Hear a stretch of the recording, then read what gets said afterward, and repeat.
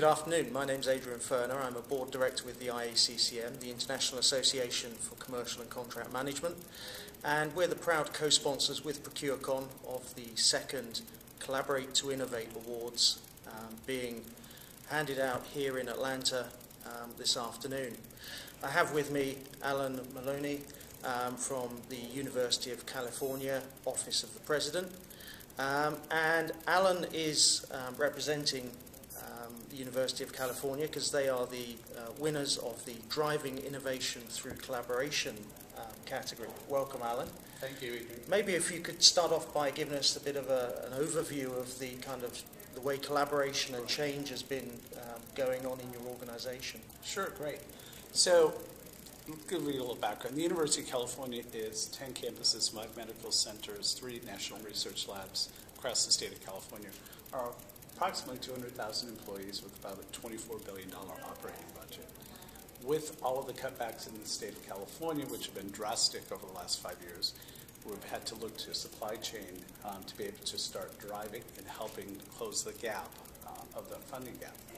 One of the ways to do that was to actually start looking at our entire organization, which started with 10 campuses, 5 medical centers, who individually worked on their own and would talk once a month and would have strategic sourcing people that worked on projects together, but didn't have one clear, defined vision or structure or goal in mind. So we put a goal of $200 million in savings over 5 years. To get to that, we put together a roadmap that includes people, process, and technology. We are putting in some new infrastructure that will have centralized contracts database, which will allow us to share across, a spend analytics system that will allow us to do all of our RFX templates that will drive that, teams that will drive it, and have all of it have visibility.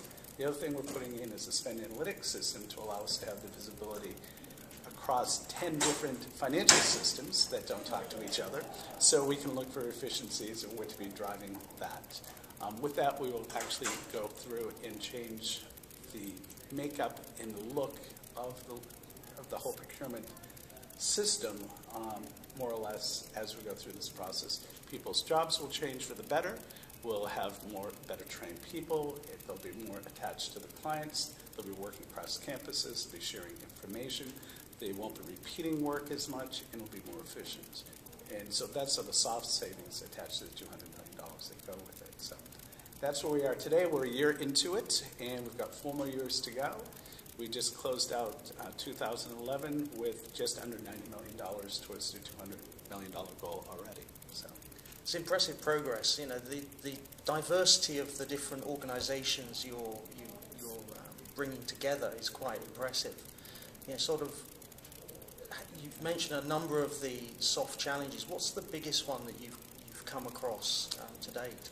The biggest part in any educational setting is going to be the difference between the administrative side of things and the research and education, what they call academic freedom.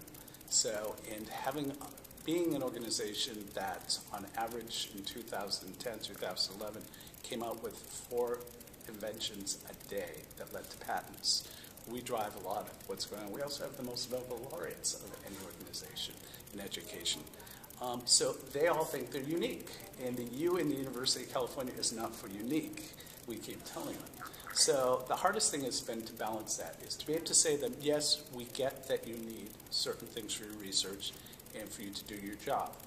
And we will respect that, we'll support that, and we'll get you those at the best price, at the best value, with the best service and everything, so it's easier to do it. We'll put systems in place to make that easier to purchase and to pay. But when we talk about the administrative side of things, we'll start looking for efficiencies, and we need to have you move and change how you're doing things from the person you've been doing it through for years to support those.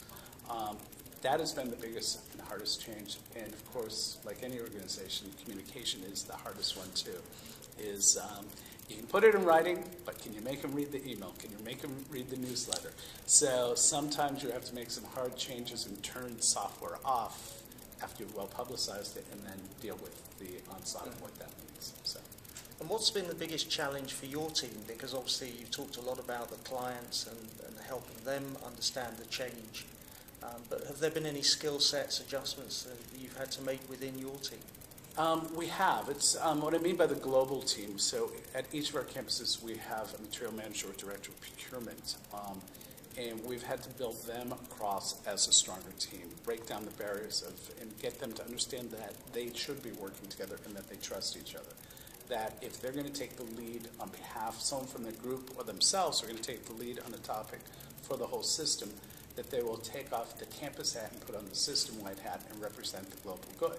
The other is by getting together a stronger and more advanced and active governance group.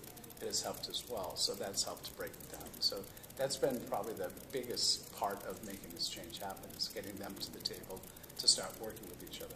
Went from having a monthly conference call to weekly conference calls to a couple times a month in-person meetings. So we are spending a lot more time together working through the projects. Well, it's obvious that you're a worthy winner, and there's been a lot of progress in 1 year on a 5-year program, and the 90 million is a big way towards that. So congratulations, and thanks very much for spending the time with us this afternoon. Thank you very much, and on behalf of the University of California, we're happy to get the award, and this has been, I just represent probably 300 people across the UC system that put the time and effort into this. I just happen to be lucky enough to sit here and talk to you today. Thank you.